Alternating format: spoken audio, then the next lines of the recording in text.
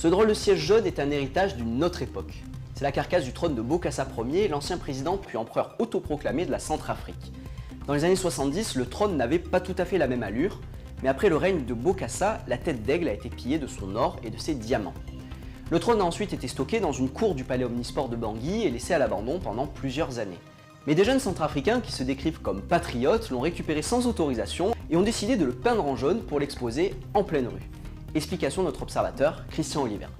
Je pense que les patriotes ont fait ça pour attirer les touristes et aussi pour attirer l'attention du gouvernement qui a tant abandonné cet édifice depuis aujourd'hui 37 ans.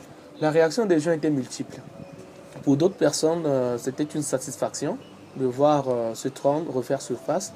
Et selon certaines personnes, c'était un mécontentement pour eux. Pourquoi? Parce qu'on ne doit pas exposer cet édifice à cet endroit. Normalement, sa place devait être à la musée. Aujourd'hui, même si les autorités voulaient exposer ce trône, il n'y a pas d'endroit à Bangui pour l'accueillir. Le musée national de Bangui a été saccagé pendant les violences qui ont secoué la capitale fin 2013 et il n'a toujours pas été rénové. Quand les patriotes ont exposé leur chef-d'œuvre et quand le gouvernement, les autorités ont été informées, c'est la ministre du Tourisme qui s'est déplacée sur les lieux.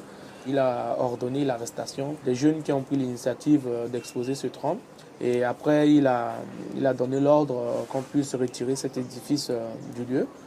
Alors, où se trouve ce trône maintenant? Eh bien, nos observateurs à Bangui ont mené l'enquête et l'ont retrouvé.